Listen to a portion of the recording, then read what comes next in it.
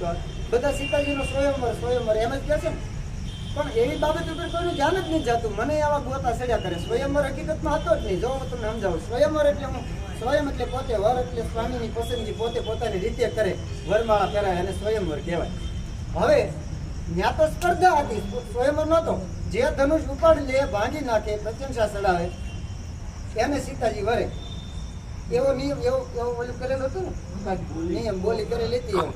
હવે કોઈ પણ માનો કે ઉપાડી લીધું હોત રામની પહેલા, તો એને વરમાળા ફેરાવી પડે. કોઈ પણ ઉપાડી લીધું હોત, બરાબર. તો એમાં સ્વયંવર ક્યાં છે? તો સ્પર્ધા થઈ. જોકે કોઈથી ન ભાંગ્યો હતો, બસી ગયું વળે કામ. રામ અને સીતાજીનો આગ્રહ હતો રામને ભણવાનો, અને રામે ભાંગી નાખ્યું એટલે એને વરમાળા પહેરાવી. હવે શક્યતા છે ને કદાચ કોઈ ભાંગી નાખ્યું હોય તો સ્વયંવર જેવું આમાં કાંઈ નહીં, સ્પર્ધા હતી.